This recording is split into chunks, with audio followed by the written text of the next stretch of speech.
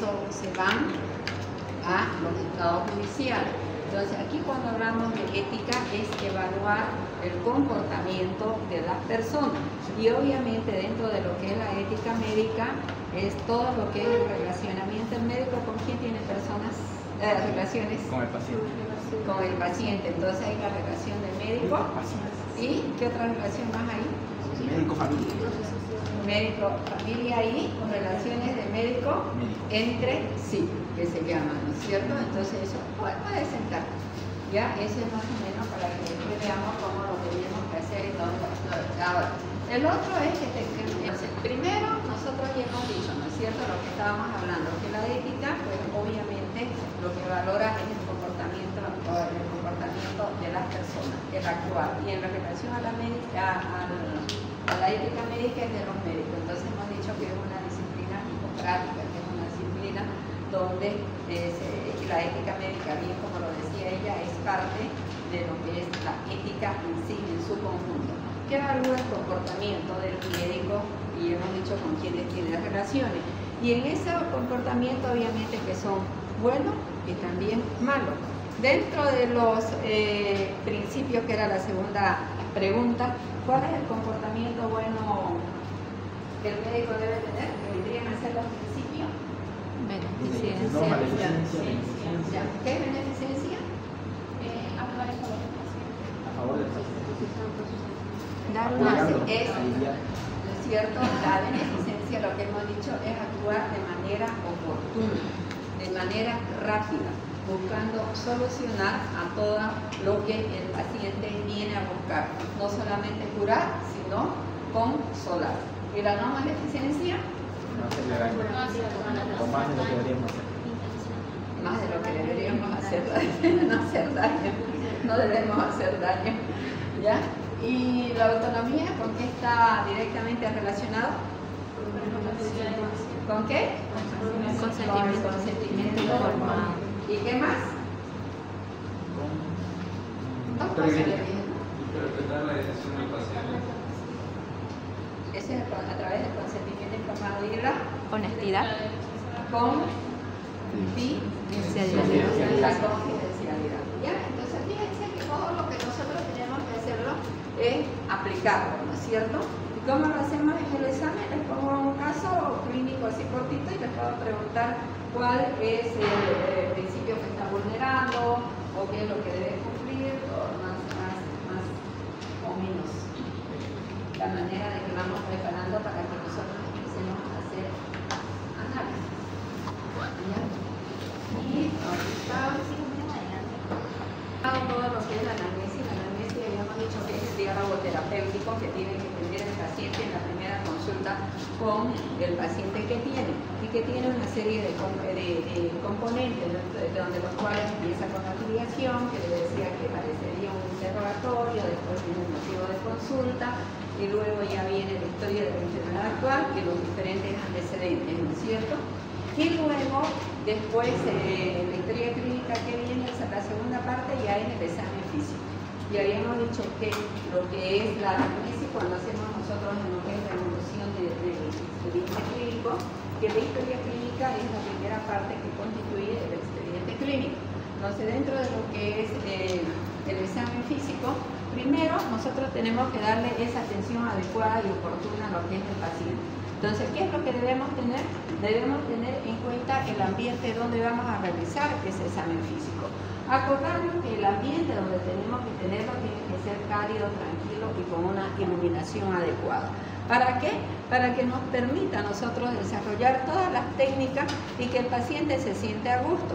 E incluso hay muchas observaciones sobre el tipo de vestimenta que el médico tiene, ¿no? Estamos hablando de consulta externa, que a veces vamos de blanco y ya como que de blanco estamos directamente relacionando que le vamos a poner inyección o que no sé qué, o la madre le dice, te castigaste, te voy a llevar al médico, ¿no es cierto? Entonces como que tienen los niños ya cierto temor para ir, entonces hacer los consultorios, y si van al hospital de niños, por ejemplo, y ahora ya ha cambiado los colores, el ambiente de todas las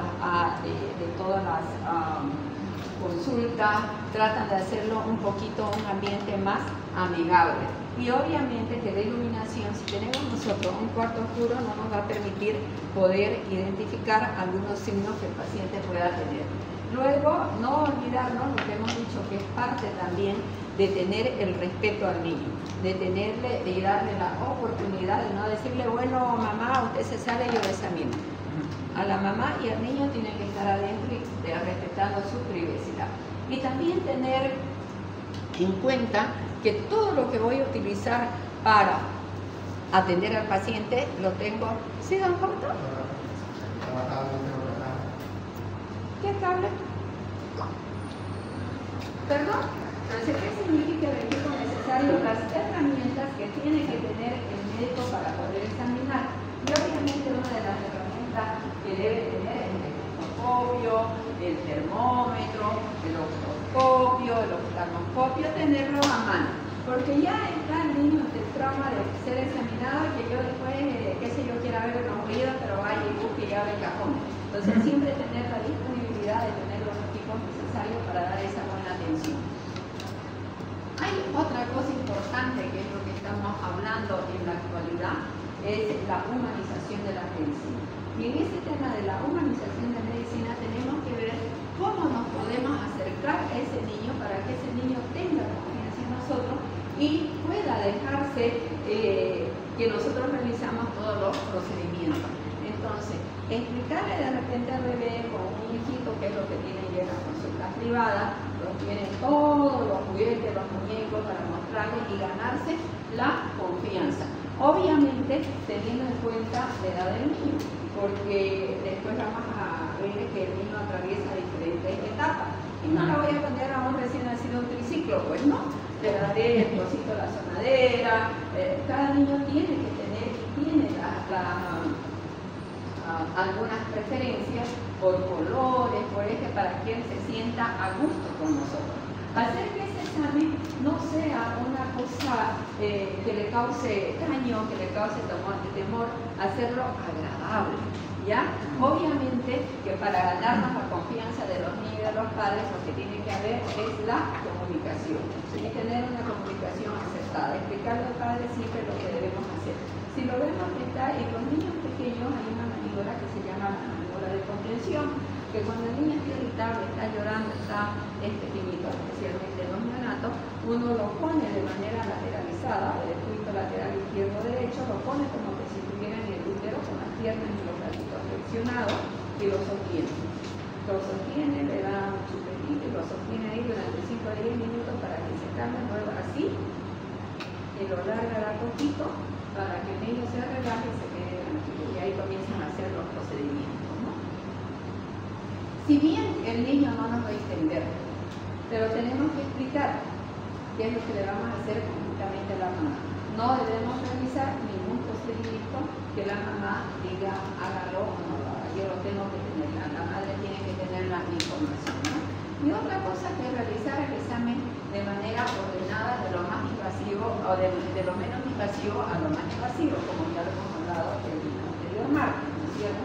No voy a empezar directamente a examinarle los genitales o al oído, ¿no es cierto? Voy a empezar a verlo, cómo está la piel, a ver cómo está, o sea, cómo está, y ahí yo veo la temperatura, si está caliente, si está frío, si es histérico, mira que está bonita, y estoy viendo si es histérica, o sea, darse uno más o menos algunas dictas, vamos a decir así, para que el niño se sienta a gusto y que no se dé cuenta que lo estamos examinando, ¿no es cierto? Y luego la observación. Todo examen físico empieza con, tenemos nosotros lo que son los conceptos, los parámetros semiológicos, ¿no es cierto?, para hacer un examen físico. Y el primer parámetro pone, y es usar los sentidos, la inspección. Entonces, ¿qué hacemos cuando hacemos la inspección? Estamos observando, ¿no es cierto? Entonces, comenzar la observación, como decíamos en el anterior martes, desde el momento que entra. ¿Cómo está? Siempre es bueno, les decía yo, de hacer comentarios propositivos. De decirle qué bonita que está, qué bonita tu ropa, así decimos que no es bonita, se quede para nosotros. Y bien se queda, o sea, no hay cosa más agradable que recibir un piropo. No hay cosa más agradable que decirle te sienta bien, ¿ya? evaluar y ahí vemos, ¿no? Porque es la postura, la marcha, la interacción, la comunicación y obviamente evaluar el estado nutricional y el desarrollo neuropsicomotor. Dentro de las técnicas que nosotros utilizamos para hacer el examen, regla indispensable es que el examen se hace trabajo hacia arriba. ¿Y eso qué se llama? César caudal, ¿no es cierto? Les vuelvo a repetir, no vamos a utilizar examinando los piecitos, hacer la maniobra de ortogani, de Garroy y irnos de abajo. Vamos a ir de arriba con cariño a ver cómo está. Es un bebé, es un lactante menor, ¿cómo está niña? ¿Está bien? Le estoy viendo la punta negra. Si está bombada, si está plana, o sea, uno tiene que tener esa capacidad de darle seguridad al paciente, ¿no? Entonces, la inspección es la observación detallada. Luego viene ya la palpación.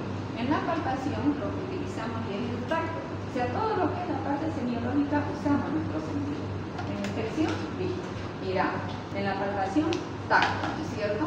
En la palpación, lo que les decía, vamos a ver la temperatura, el tacto, el tamaño de repente de algunos órganos, si el hígado está grande, si el hígado está chica, si no se palpa. Luego la percusión, que la percusión, mira, te voy a dar unos soniditos, te voy a hacer unos golpecitos, ¿no? Y comienza uno a percutir en la ocultación.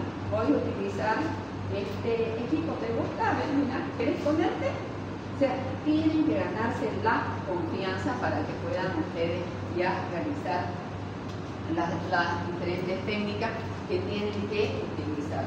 Eso es solamente de manera general para que nosotros veamos esa empatía y esa humanización que estamos teniendo que ustedes tengan en la atención que estamos hablando de la parte pediátrica, lo cual no excluye a los adultos, no excluye a las mujeres. El tener el tacto de relacionarse es bien importante y hemos dicho que es un principio ético, ¿no es cierto? Luego, dentro de lo que ya estrictamente entrar al examen físico general, empezamos siempre con la primera parte, que son los signos vitales. Entonces, ¿cuáles son los signos vitales comunes, normales, que sí o sí los debe tener? Frecuencia cardíaca. ¿Qué quiere decir la frecuencia cardíaca? Que yo tengo que aumentar un poco y tengo que contabilizar durante un minuto para tener los latidos que tiene en un minuto, ¿no es cierto? Y saber, también hay otra cosa importante que después la van a ver la lámina, que la frecuencia cardíaca no es igual de un recién nacido a una persona adulta, que la frecuencia cardíaca entre menores es más alta. Por ejemplo, frecuencia cardíaca del recién nacido empezamos con 100 a 120 promedio y de ahí vamos disminuyendo. La frecuencia respiratoria igual, desde 40 a 60, de ahí va disminuyendo, ¿no? Entonces la frecuencia respiratoria, puedo poner en mi mano, que es cambia, o directamente observar si la respiración es torácica, toracoabdominal de los niños, y ver cómo levanta y cómo baja y contabilizar. La temperatura es uno de los procedimientos que los niños menos quieren, porque vos tenés que ponerle un instrumento, un equipo en un lugar que él no quiere. ¿Dónde se pone el termómetro? En la axila, y ellos no quieren estar ahí. En la boca o la temperatura rectal, ¿no es cierto? Entonces explicarles lo que van a hacer. La presión, y no olvidarse que al colocarla, ahora ya hay los digitales, por suerte, ¿no? Tienen la pistolita que aplicábamos en el COVID, ¿no? Pero la temperatura que normalmente los termómetros de mercurio son los que más utilizamos. La presión arterial y la saturación de oxígeno. Tendríamos nosotros que son los signos vitales imprescindibles que debe tener toda historia clínica y en todo momento de examen. Y luego ya viene el examen. El examen lo vamos a dividir en dos partes. El examen general y el examen regional. El examen general era lo que estamos hablando, ver el estado de conciencia, el estado de nutrición, higiene, todo lo que ya hemos hablado. Y siempre para estos exámenes utilizamos tablas.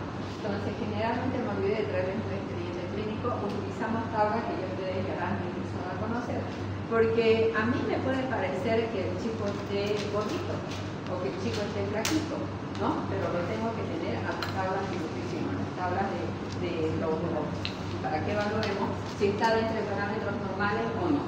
Luego tenemos el examen, el examen regional, que como bien hemos dicho, va a empezar de arriba hacia abajo. tenemos que ver la cabeza, en la cabeza tenemos el cráneo y luego tenemos la cara. Y en la cara tenemos que tener la capacidad de observar cómo están los ojos, si son simétricos, si son asimétricos, especialmente, y después vamos a hablar del examen físico específicamente de recién nacido. Porque en ese examen físico de recién nacido tenemos que ver hasta la implantación del pabellón auricular, porque si tiene una implantación baja, si ustedes se fijan y trazan una línea del ángulo externo al pabellón, va a ser rectita. Pero sin implantación, así, ahí, recta, de aquí a la implantación. En la trisomía 21, el síndrome de Down, los niños tienen implantación baja. Entonces, en vez de que sea esa línea perpendicular, no es así. Este pabellón está más abajo y la línea va a quedar así, diagonal, ¿ya? Que lo vamos a ver en el examen físico del recién nacido. Luego tenemos que ver el tórax. En el tórax vamos a examinar dos órganos, pulmón y corazón. Y tenemos que saber qué es lo que vamos a encontrar en el tórax normal y qué vamos a encontrar en el tórax patológico, que puede ser de infección o a la ocultación y el corazón. El abdomen, lo mismo, y las extremidades y el sistema neurológico que vendrían a ser los pares craneales. ¿Ven? Entonces, empezamos nosotros conociendo aquí lo que estamos haciendo es un examen físico normal. Y empezamos nosotros conociendo cuánto debe respirar en las diferentes edades. Porque si yo no sé y me llega un paciente de 4 años que está respirando 60 y no sé cuánto tiene que respirar, no voy a saber que está apneico. O si está respirando menos, no voy a saber que está apneico, ¿no es cierto? Entonces, todo este es el promedio. Recién nacido hasta los 3 meses, lactante menor, 140 latidos por minuto. De 3 meses a 2 años, 130. De 2 a 10 años, 80. Y mayores de 10, 75. Ese es el promedio de los latidos que tiene durante un minuto. Pero obviamente este promedio puede sufrir variación. Cuando el niño está durmiendo, cuando está tranquilo, o cuando el niño está irritable, cuando está llorando, cuando realice una actividad que puede aumentar o, en su caso, disminuir. Y aquí tenemos también unas tablas para controlar si el perímetro cefálico está normal, si el perímetro cefálico está por encima de los percentiles o está por debajo, para que nosotros pensemos si hay una hidrocefalia o hay una microcefalia. Entonces, ya hemos hablado de todo lo que significa lo que es la parte general y lo que es la normalidad de lo que esperamos. Y luego la frecuencia respiratoria, como también les decía, va disminuyendo a medida que el niño va creciendo. ¿Ya? Y empezamos por el examen físico segmentario de la cabeza. Cada etapa del niño tiene su particularidad. A un niño de 10 años, a un adolescente no voy a ir a captar en la fontanera porque ya está cerrada. La fontanera se cierra a los 18 meses, entonces tenemos que saber lo que es normal y lo que esperamos. Entonces, en la inspección de la cabeza, lo primero que vamos a ver es la implantación filosa, la fontanela. ¿Cuántas fontanelas? Hay 4, pero las que miramos es la anterior y la posterior.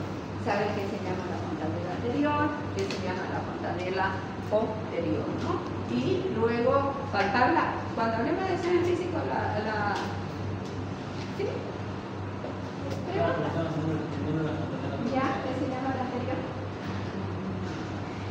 ¿Ya? ¿Para qué se llama? Pero está bien, le he hecho preguntas, participen. Pragmática. La posterior, la idea. ¿Cómo es la anterior? Es triangular. Lo vamos a ver detalladamente en el examen físico del recién nacido y es normotensa. Entonces, si yo tengo una fontanela anterior abombada, está como una infección, está como una hipertensión. Entonces, lo primero que se me ocurre, si viene acompañado de una convulsión, es una neuroinfección.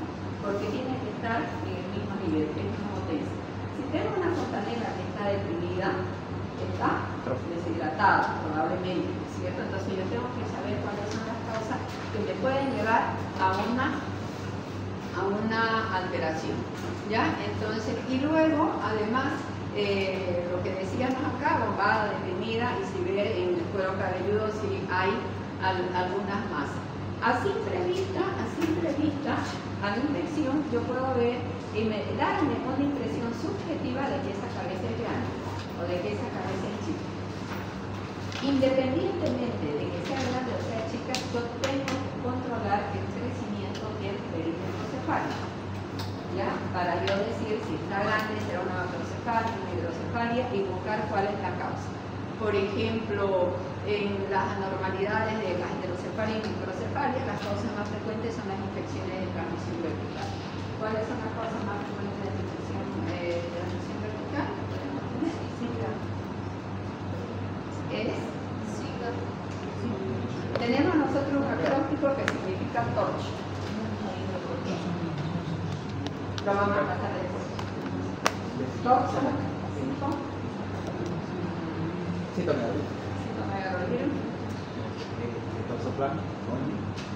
Torch. T-O son otros. R, rubiola, ¿qué más? Todos estamos hablando de hemogénica. Las infecciones de transmisión vertical son infecciones congénitas. ¿Por qué se llaman vertical? Porque se transmiten de la madre al niño. Esas infecciones la madre tiene que cursar una infección aguda para que el niño las tenga, ¿no? Y obviamente que las malformaciones que va a tener va a depender de la edad gestacional en la cual la madre curse con esa enfermedad. ¿Ya? Y hay dos que son crónicas, que las puede tener, una es hinchada que en cualquier etapa la puede transmitir. Y lo que estábamos hablando de la fontanera ya a la palpación. Ver el color del pelo, por ejemplo, cuando una alteración, cuando vemos que sigue la bandera, cuando viene como que está de moda, que nos tuvimos ahora, como tuvimos ahorita que está algo más pura, más claro, el signo de la bandera es el signo de supresión. Ahora, nos vamos a seguir bajando en el cuello normalmente es cilíndrico, no tiene adenopatía, hay que buscarla, estamos hablando de que sea normal, y si hay algo normal, buscar cuál es la causa de ello, ¿cierto? Y luego en el tórax tenemos los parámetros semiológicos. Entonces, ¿qué encontramos o qué debemos encontrar? La forma simétrica, que es simétrica, que tenga los movimientos respiratorios, que sean regulares, que haya la expansión pulmonar, en la palpación sentimos las vibraciones vocales, en la percusión que hacemos es la resonancia que tiene todo el tórax y en la ocultación vemos el murmullo vesicular. Obviamente lo que esperamos es que el murmullo vesicular esté conservado y esté conservado de la misma manera en el clítoris izquierdo como en el clítoris derecho, pulmón izquierdo o pulmón derecho, porque si yo tengo un murmullo vesicular que está disminuido en uno de los pulmones o en uno de los emitoras, porque no ponemos en la historia clínica disminución del murmullo vesicular en el pulmón derecho, tenemos disminución del murmullo vesicular en el tórax derecho.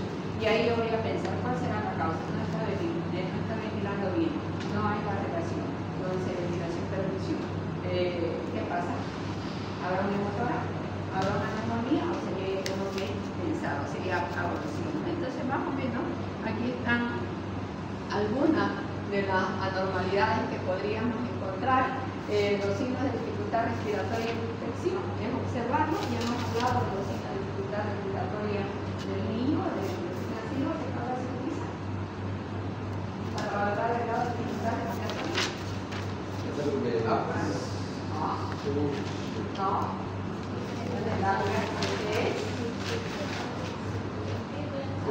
Silverman. Silverman, ¿cierto? Que evalúa 5 parámetros que vamos a ver si el respiratorio, seguridad, de retracción, si el niño está respirando rápido, entonces tenemos parámetros para saber si hay signo de dificultad respiratoria. Y si hay signo de dificultad respiratoria, probablemente tenemos la patología pulmonar, ¿no es cierto? Probablemente. Lo mismo, si la palpación hay disminución o aumento, lo mismo, ¿no? Aquí están las probables causas de la alteración. Aquí es importante, cuando hablamos nosotros de la ocultación pulmonar, que es lo que más nos enfocamos de repente, porque la prevención en serio que la pasa facilísimo, pero los detalles en la ocultación. Entonces, en la ocultación, que es lo que vamos a buscar, si encontramos algunos ruidos sobreagregados. Entonces, dentro de los ruidos sobreagregados, tenemos los roncos, tenemos los crepitantes, los húmedos, los secos, la sibilancia. Eso nos va a dar ya pauta para ver qué puede tener. Si hay sibilancia, si son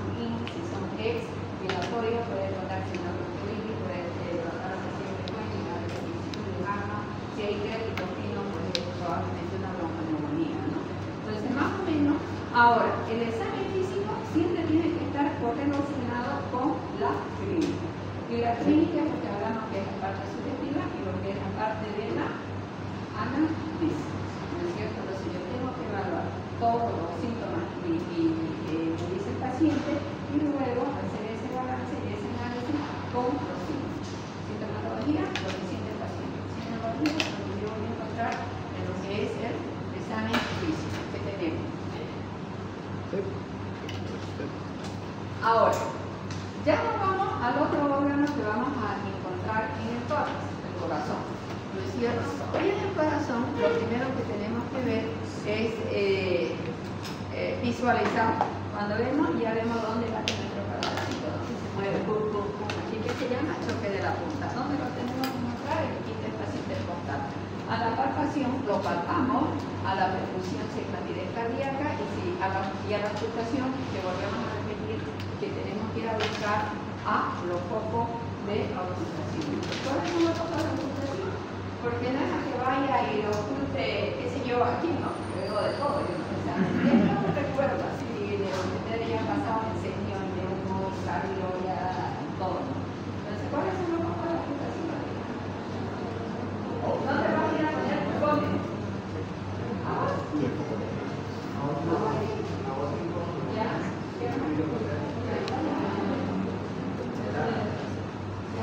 ¿Tienes puntos de referencia?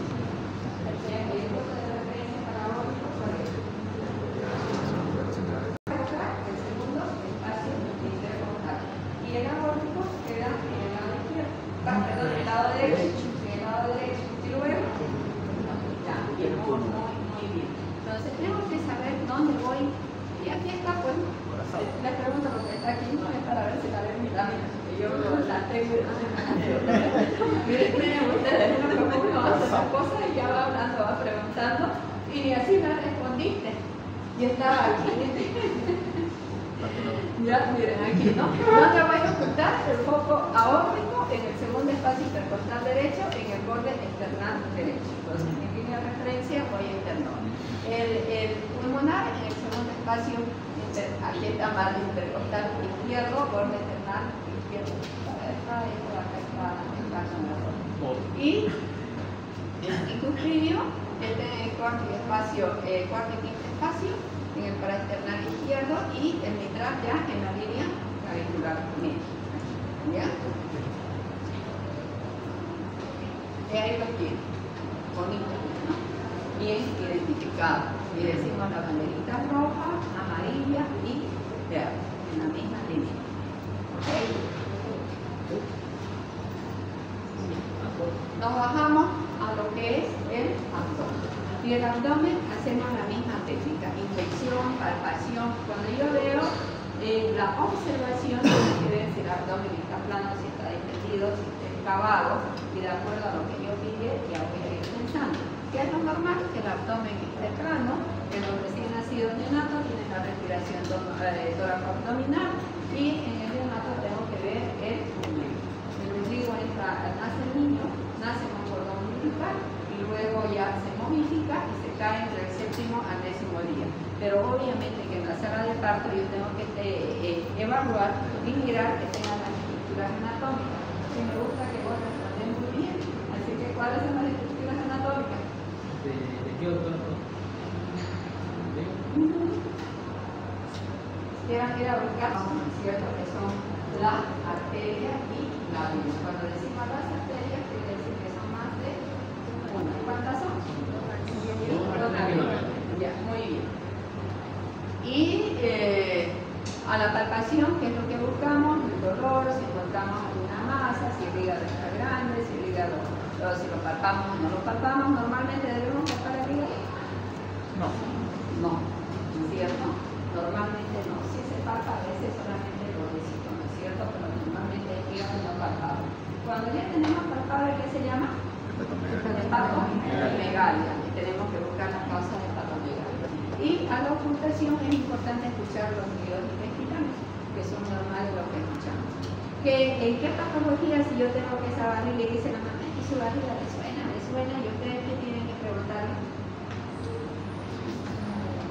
¿Cuántas veces le choca? Porque lo más probable probable sea por una gastroenteritis, ¿cierto? La causa del aumento de los líquidos. Si no hay, sea por una causa obstructiva. Ahora, cuando hablamos de dolor tenemos que especificar bien los cuadrantes del abdomen, que ustedes también lo saben y lo han pasado en semiología, que son los nueve cuadrantes. ¿Para qué? Para identificar plenamente, especialmente, el punto donde tiene el dolor y luego la irradiación. Y hay otros que lo dividen más fácil todavía en 4 cuadrantes. Y luego seguimos bajando y vamos a las extremidades y, como les he dicho, cada niño en sus diferentes etapas tiene sus particularidades y sus patologías más prevalentes. Entonces, en el recién nacido lo que hacemos es, en el examen de las extremidades, bajamos a las caderas, a las extremidades y vemos los pliegues si son simétricos o asimétricos. Si son asimétricos, estamos hablando de los plieguecitos que tenemos en la pierna o en el muslo. Si son asimétricos, podría pensar que podría haber una organización congénita de cadera, entonces tenemos que hacer una maniobra de Ortolani o de Barlow para buscar si hay organización. Entonces, en la palpación también es importante palpar los pulsos, ¿no es cierto? Los pulsos periféricos, que puede ser el radial, utilizar lo que normalmente hacemos, ¿no? Y a la percusión, lo mismo, tenemos la presencia de resonancia en todo lo que es el abdomen, la mandidente, la ocultación. Aquí estamos viendo lo que es la extremidad y me ha salido como es copy-paste, como ustedes no lo he borrado, yo sé de todas las personas tenemos esas dos cosas ya. Ahora, en la inspección que nosotros podemos sacar que sea efectivo. Ahora, a la inspección en las extremidades, aquí es lo que estamos viendo, estamos examinando, aparte de la maniobra, tenemos que identificar en el recién nacido si hay algunas anormalidades. ¿Y qué anormalidades podemos encontrar? ¿De manos y pies? Polidactilia. ¿Ya? ¿Qué significa la polidactilia? ¿Está bien? Cuando hay más de 5 dedos. Cuando tenemos un dedo adicional.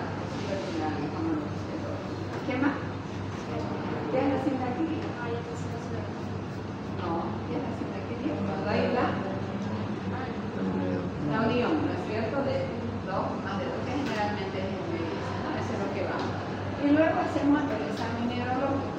En el examen neurológico, si volvemos, vamos a hablar, como les he dicho, del recién nacido, el examen neurológico del recién nacido, aparte de ver el tono, la actitud, la actividad, la respuesta, vemos los reflejos.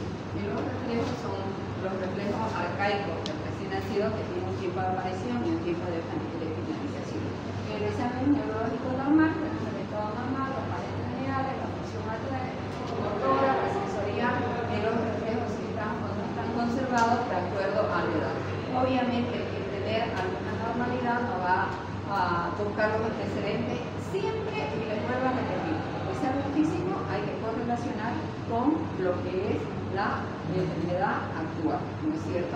Si se ha caído, por ejemplo, ha tenido traumatismo, obviamente que voy a pensar que él va a tener, tiene un traumatismo y esa caída y tiene una fractura, que es lo que va a tener impotencia funcional, que va a inhibir la función motora, ¿no ves? Entonces, eso es lo que tenemos que aprender nosotros, aprender a analizar y a dilucidar. Dentro de lo que es los pares craneales, tenemos 12, y ustedes lo saben también, el olfatorio, el óptico, el motor ocular común, el patético, el trigémino, el motor ocular externo, el facial, el acústico, los ompariños. Esto el examen, bueno, no es que lo van a hacer en todos. Ayer me visitó uno de sus colegas de ustedes que está siempre internado y me escribe, primero me escribe y me dice, doctor, lo que hemos visto en la parte prenatal es actual. Obviamente que es más rápido, porque lo que es la atención de recién nacido son tiempos. O sea, tal cosa tiene tiempo. La atención inmediata de recién nacido, que si nos da lo vamos a ver un poquito ahora, tiene 60 segundos. Hacen una serie de técnicas y una definición.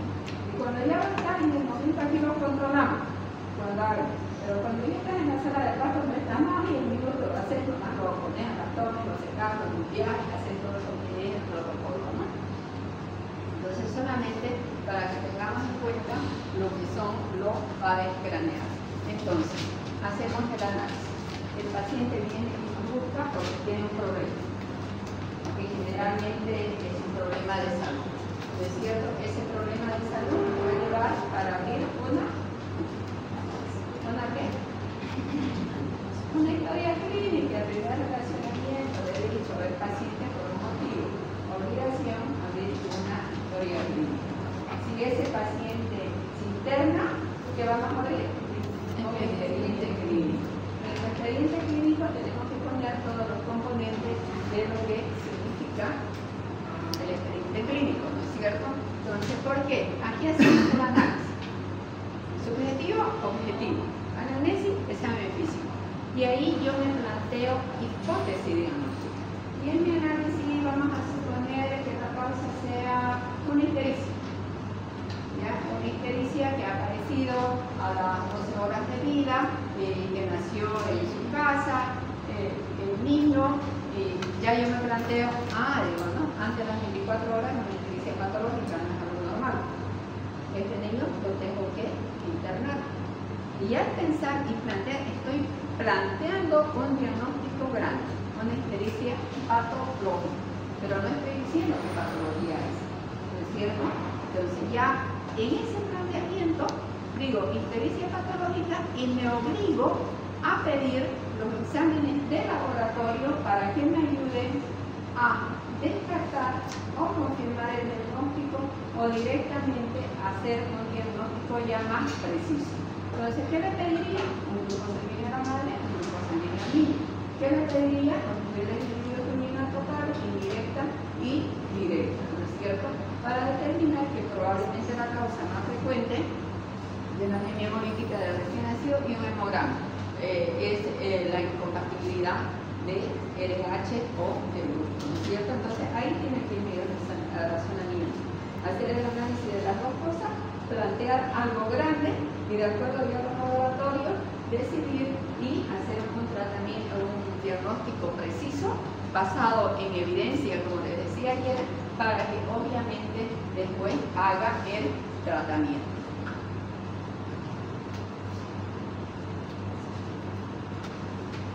Ahora, ya hemos terminado todo lo que es la historia clínica con esto, ¿no es cierto? Se acaba con plantear hipótesis diagnóstica, hacer el análisis interno o no tiene nada, se va tranquilo, no es ictericia fisiológica, no pasa nada, vuelve a la caja de 24 o 48 horas, dependerá de ustedes, ¿no? Pero lo interno al paciente. Vamos a seguir con el expediente clínico. Lo interno al paciente y tiene que tener ya todos sus componentes. Y dentro de esa internación tiene la hoja de evolución, tiene la hoja de indicación y voy a hacer mi evolución, lo que les decía a ustedes. Y en la evolución hay lo que es el SOA, que significa subjetivo, objetivo, análisis y plan. Entonces, cuando es un paciente internado, el subjetivo es relatar al médico todo lo que le ha pasado en las 24 horas anteriores. O sea, hoy son las 9 de la mañana, paso visita, ustedes me van a hacer un relato cronológico de todo lo que ha tenido el paciente desde ayer, desde que yo lo dejé de ver. Y eso como, primero, para hacer ese relato cronológico, tienen que revisar todo su expediente clínico, revisar lo que es la evolución de enfermería, revisar los laboratorios que he pedido, las interconsultas en el caso que haya dicho y algún comentario que haya dicho el médico o el médico de turno. Entonces el paciente, las últimas 24 horas, presentado, lo que ustedes quieran, ¿no? Y todo eso lo tengo que transcribir de manera precisa y corta en las hojas de evolución para presentar al paciente. Entonces, y utilizar el lenguaje técnico médico y utilizar los verbos en pasado. Me están contando lo que ha pasado, no lo que tiene. Ha transcurrido en las últimas 24 horas. Ha presentado. Me están diciendo lo que ha pasado ayer. Me lo están contando ahora. ¿Ya? Entonces, el subjetivo de la evolución del paciente internado en pasado, de las últimas 24 horas. Porque están relatando a lo que es el médico. El objetivo es presente. Ustedes llegan, lo examinan y ya lo ven. Y empiezan con el examen físico, que es lo que estamos diciendo, ¿no? Obviamente que el examen físico, como les digo, ¿no? A veces lo hacen de memoria de cabeza, no nos dejan los juegos todos los días dicen lo mismo. Directamente el examen físico ponen lo principal y lo demás que no ha tenido ninguna alteración, que se ha mantenido dentro de lo normal. Entonces, pero sí tienen la obligación de todos los días hacer el examen físico completo. No escribir la letanía, sino de hacerlo preciso, ¿no? Entonces, todos los días antes de la visita, esto es presente. Escribir en el expediente clínico, el examen físico general, toman los signos vitales y ponen los signos vitales del momento, del presente, ¿no? Lenguaje técnico médico y utilizar los verbos que van a relatar en presente. Luego vamos a lo que es el análisis. El análisis ya lo hemos explicado varias veces. Es hacer la consulta como un balance entre el subjetivo y el objetivo. Este análisis se lo hace entre todo el equipo. El subjetivo y el objetivo a mí me lo cuenta y me lo hace el residente acompañado de los internos. Yo escucho qué es lo que ha pasado, si tengo dudas te pregunto para que me complemente y luego ya hacemos entre todos. Y decimos, bueno, entonces, ¿no? Mi conclusión. El paciente, de acuerdo a lo relatado, la evolución de él, estamos hablando de análisis. ¿Cuántas evoluciones hay? ¿Cómo puede evolucionar el paciente? ¿Para qué sonríes? ¿Eh? Ya no funciona. Si evoluciona bien, ¿qué tiene? ¿Y si evoluciona mal? ¿Se siente igual que ayer? Está favorable, desfavorable y estacional. ¿No es cierto? O sea, tengo que ver, tengo que concluir que el paciente está en evolución favorable, desfavorable, estacionaria, por esto, y elaboro mi plan. ¿Estamos entendiendo, no es cierto? Sí. O sea que ustedes ahorita están adquiriendo competencia, cómo van a hacer una historia clínica y cómo van a hacer un expediente clínico en el día a día durante su profesión. Y concluimos, por lo tanto, ya se define los siguientes planes. Y dentro de los planes, que cuando hablo ya también estaba hablando la anterior clase, hay diferentes planes que tienen que estar bien descritos. Plan diagnóstico, plan de tratamiento terapéutico, de seguimiento y plan de educación. Entonces, en el plan diagnóstico, vamos a suponer que el paciente entró por una diarrea, pero ha tenido una evolución desfavorable. ¿Cuál es la complicación? Porque ha hecho más deposiciones, porque no le ha cargado su requerimiento hídrico, solamente le han puesto lo que necesitaba, los basales, pero no ha repuesto la pérdida. ¿Qué va a tener? Deshidratación. ¿La evolución qué va a ser? Desfavorable, ¿cierto? Entonces aquí ya tengo un nuevo diagnóstico para el día de hoy, de acuerdo al análisis que se ha hecho a la sintomatología del paciente en este momento está cursando con una deshidratación. ¿No es cierto? Entonces estoy haciendo un diagnóstico nuevo y tengo que hacerle su tratamiento, o sea, elaborar ya su tratamiento en relación a la reposición de líquido. Ahora, el plan terapéutico, lo vamos a ver cómo se hace, es una secuencia, es punto por punto, que se tiene que hacer de manera rutinaria todos los días. No se pone y no lo pongan jamás lo que la gran mayoría no hace falta. ¿Qué ponemos en el tratamiento? ¿Qué asunto? Repetir la misma medicación. Repetir la misma medicación, pecado mortal. Se tiene que colocar todos los días el tratamiento que debe recibir, ¿cierto? Entonces, el plan terapéutico son las indicaciones planteadas para la resolución del problema que hemos dicho. De calcular los líquidos, de calcular cuánto va a pasar, cuándo lo van a evaluar, y eso ya es el plan de seguimiento. Entonces, aquí tengo un ejemplo que he puesto en la deshidratación. Yo aquí digo plan de seguimiento, control y balance hídrico a las 6 horas. Si le cuento los líquidos a las 3 horas. Tiene que hacer un balance. Ya lo hemos hablado, hay 3 tipos de balance, positivo, negativo y neutro, ¿cierto? Y obviamente control de peso. educación, ¿qué significa esto? Es el consentimiento informado. Tengo que explicarle a la madre de todo lo que voy a hacer, lo que planeo hacer, cómo está el niño, y la madre me tiene que firmar todo lo que en el plan de educación. Que lo ha entendido, que lo ha comprendido y que está de acuerdo para que nosotros continuemos realizando el tratamiento. Y obviamente dentro de lo que son las pruebas complementarias, lo que hablábamos que se tiene que pedir pruebas complementarias de acuerdo a lo que yo creo que pide el paciente. Entonces pediré hematológica, bioquímica, microbiológica, prueba de imagen, dependiendo. Si es una diarrea, ¿para qué le voy a poner una resonancia? Una radiografía de todas, ¿cierto? O sea, mi laboratorio tiene que estar de acuerdo a lo que yo estoy pensando. Y ahí vamos a lo que es el tratamiento. En las historias clínicas, viene las historias clínicas que acabamos de ver, la del hospital, pero todas tienen dos partes. Estamos hablando que tiene de dos columnas. Viene así. Una columna acá y otra columna acá. ¿Ya? ¿Para qué es la primera columna?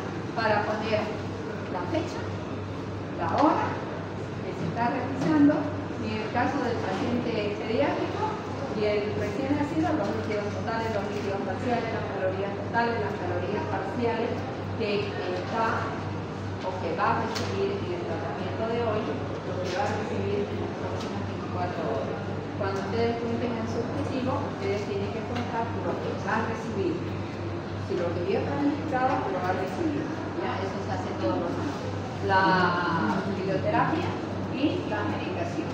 En la medicación, como les decía, no le voy a poner ampicilina igual o antibióticos igual. Tengo que poner el nombre genérico, la presentación, porque hay mucha confusión, muchos errores, la dosis, en pediatría la dilución, porque cada medicamento tiene su dilución. ¿Ya? La dilución, cuánto lo voy a diluir, cómo lo voy a diluir, para que tenga el efecto deseado. La frecuencia y la duración. Entonces, tenemos que colocar, qué sé yo, por ejemplo, frecuencia es el intervalo de una dosis a otra dosis. En pediatría, en adultos, generalmente más de cada 6 horas. En pediatría, depende de la edad del niño. ¿Ya? Entonces, depender de la edad del niño va a ser cada 12 horas, cada 8 horas, dependiendo de la edad que tiene, ¿no? La dosis, esa es la frecuencia. Y la duración es el tiempo que necesita. Por ejemplo, no le voy a poner una amicacina a colocar está rápido, ¿no es cierto? Porque le puede producir daño renal. Y luego, obviamente, poner el control. Entonces, vamos a hacer el tratamiento. ¿Qué es lo primero que se pone? ¿Dónde va a estar el paciente pediátrico? Más aún si es lactante. ¿Dónde está el paciente? O en cuna o en incubadora. Y si es incubadora, tenemos que ponerle la temperatura de la incubadora para que tenga la temperatura que yo quiero. ¿Ya? Entonces voy a poner incubadora a 30-32 grados centígrados para mantener una temperatura de 36,8-37. Ya las primeras lograduras. Y obviamente ya ahí aumentan o disminuyen. Otra cosa que es importante es la posición. ¿Es cierto? ¿Qué significa esta posición? Paciente de cuello lateral derecho, de cuello lateral izquierdo. Vamos a suponer que la causa sea una atelectasia. Yo le voy a hacer fisioterapia, pero tengo que, si tiene la atelectasia del lado izquierdo, ¿cómo lo voy a poner? A la izquierda. Si la atelectasia del lado izquierdo quiero que drene esa secreción, lado contrario, el cúbito lateral derecho, izquierdo, por la parte sentada y disparada y la dice disolución, ¿no? Entonces el cúbito lateral izquierdo, ¿cómo lo ponemos nosotros en el COVID? ¿Cómo se pone? Lateral, el cúbito dorsal, el cúbito ventral, el cúbito ventral, ¿se acuerdan? Los líquidos, ¿por dónde le vamos a administrar los líquidos? Entonces calculamos el requerimiento hídrico, pero al niño y digo, se puede alimentar. No puede alimentar, si se puede alimentar, obviamente la posición adecuada para la edad. Si no se puede alimentar, NPO, por biólogo, y todos sus requerimientos se los voy a pasar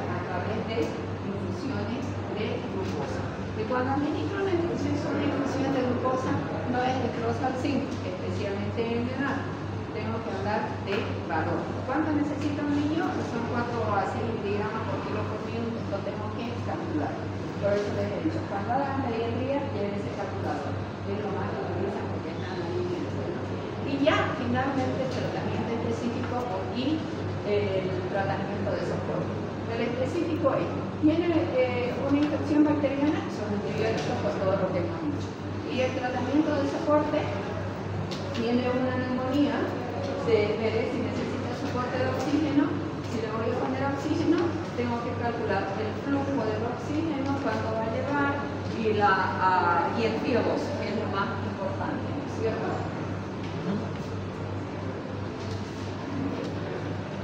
Entonces, nombre comercial, presentación, dilución, dosis, intervalo y tiempo de administración.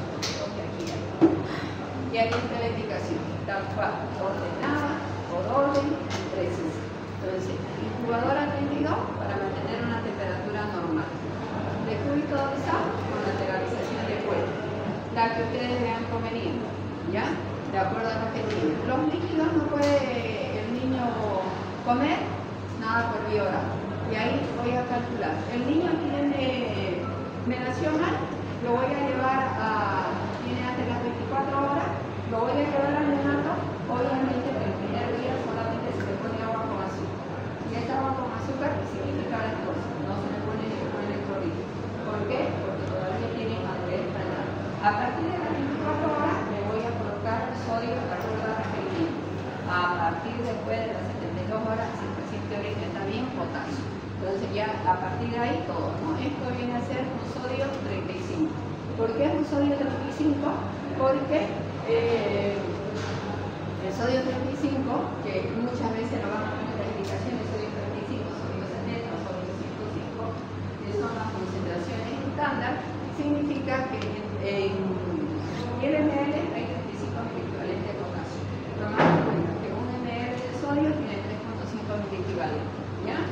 La ampicilina, aquí, presentación, frasco de 1 gramo, diluir con 10 ml de suero fisiológico. ¿Esto qué quiere decir? Que la ampicilina y cada medicamento tiene su dilución. Entonces, la ampicilina, 1 ml tiene que tener 100 miligramos de ampicilina, eso es lo que se diluye. Entonces, yo si tengo un frasco de 500, no lo voy a diluir con 10, lo voy a diluir con 5 para tener la concentración adecuada, ¿ya? La dosis de administración, siempre nosotros tenemos que poner la dosis que le toca de acuerdo al peso en miligramos, pero entre paréntesis la cantidad de ml que le corresponde para esa dosis. Como les decía, aquí dice 1 ml es igual a 100 miligramos.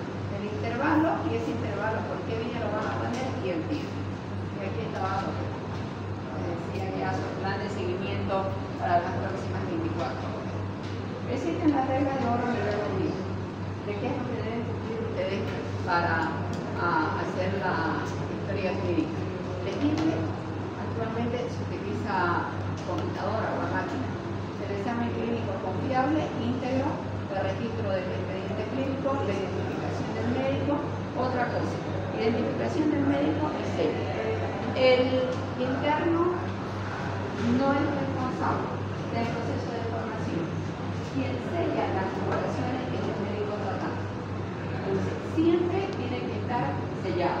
Yo empezar a leer la información, pero yo la comisión.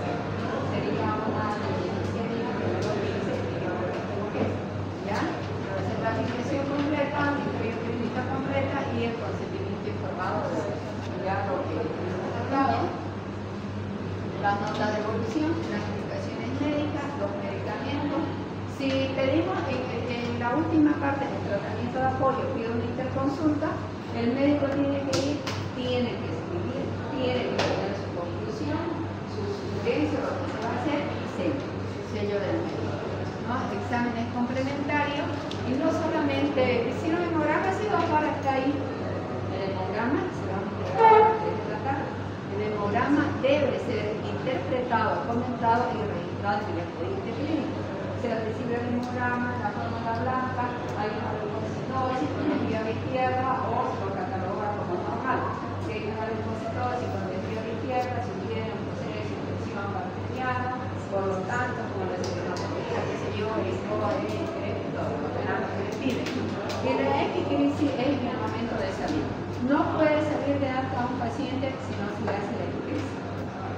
análisis es el resumen de todo lo que pasó en el paciente para devolverlo al paciente de donde nos lo han mandado y dar un seguimiento. ¿Qué es lo que hace? Está muy bien.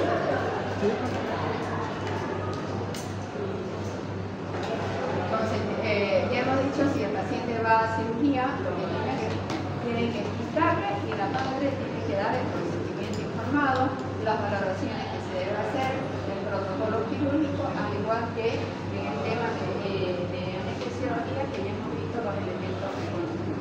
Entonces, ya hemos visto nosotros dos cosas, que es regulación del medio, devolución y tratamiento.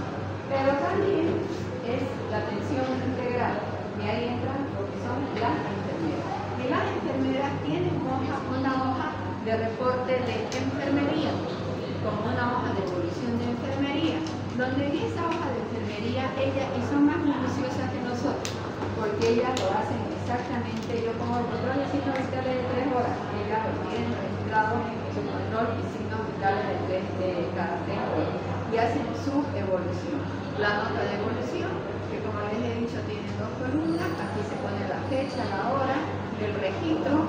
Yo pongo ampicilina, qué sé yo, 1 gramo líquido, así como pongo, ellas tienen que hacer su carta de administración y colocar en el expediente ampicilina a tal hora. ¿Ya? Cuidado de privacidad y el ordenamiento y la paginación y la ordena todo lo que es la historia clínica. Esta es la historia clínica del Hospital de Lima. Hasta hace 3 años la utilizaban todo. Está todo lo que les he explicado. Esto de acá es afiliación, este es el motivo de consulta. Aquí está la historia de la enfermedad actual y luego ya viene lo que decíamos, el examen físico, segmentario, general y regional. Aquí tenemos en la hoja de admisión estos términos de responsabilidad y compromiso del consentimiento informado, que para ingresar al paciente se le tiene que explicar, y era lo que les decía frecuentemente, que le diga que me lo es. No, le tienen que explicar, ¿ya? Para que ella lo entienda, que lo sepa. Este es el control de la hoja de signos vitales, lo hace la enfermera, pero ustedes tienen la obligación de al otro día revisarlo todo para presentarlo al paciente, al médico asistencialista. Aquí tenemos ya nosotros la hojita donde se pegan los exámenes complementarios. Esta es la hoja de enfermería, la hojita amarilla, se pone todo. Aquí están las hojas complementarias y los exámenes uno los dobla bonito, así, los pega y la fecha, por orden, por secuencia, ¿ya? Lo dobla así, lo pegas por acá, aquí lo dobla y aquí pone fecha tanto, ¿no? Para saber el dato cuándo lo han sacado y que esté todo ordenado y sistemático. Entonces, con eso hemos acabado todo lo que hace el expediente clínico de manera ordenada. Hemos aprendido a hacer cómo vamos a hacer una evolución, cómo vamos a hacer unas indicaciones, y esto orientada por problemas. Creo que hay algunas que ya lo tienen, está sistematizado, es la manera más fácil de hacerlo, porque hay que estudiar, hay que anotar, hay poco registrar, poco relatar. El relato cronológico tiene que tener la capacidad de hablar, de transformar el lenguaje coloquial, el lenguaje técnico, y utilizar la secuencia de la aparición de los síntomas y signos, ¿cierto?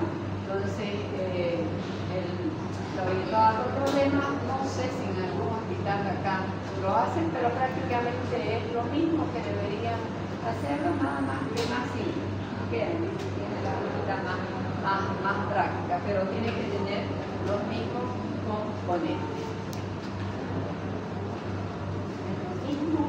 Y aquí tenemos, cuando hacemos el análisis, les presento yo un caso clínico y les digo, háganme el análisis. Hagan el análisis, entonces aquí dicen, no, comenzó con arteria, reducción del pensamiento, y ya ustedes comienzan a hacer el análisis y hacen su primero. Con esto, ¿qué pasa?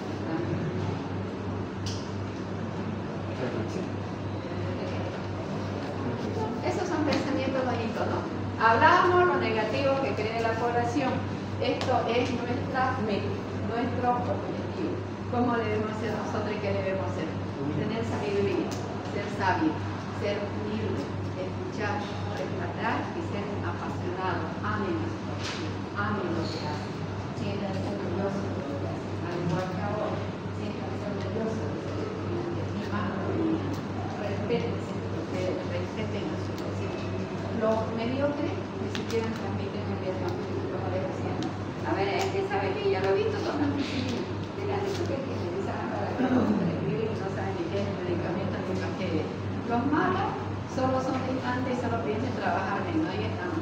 reloj.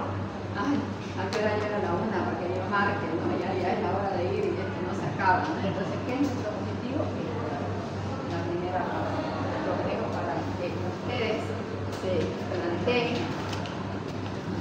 Y les presento al Hospital de Niños de cómo ha cambiado. Ha cambiado más todavía. El otro día que he ido, antes el Hospital de Niños de verdad que era difícil de entrar, ahora es bonito, hay una sala de juego a la entrada, están hechos salidos así, lo están haciendo, como decimos ya, más humano, que el niño llegue, que juegue, para que se sienta a gusto dentro de lo que es el hospital. Y con esto hemos terminado la primera parte y la próxima clase sería la atención de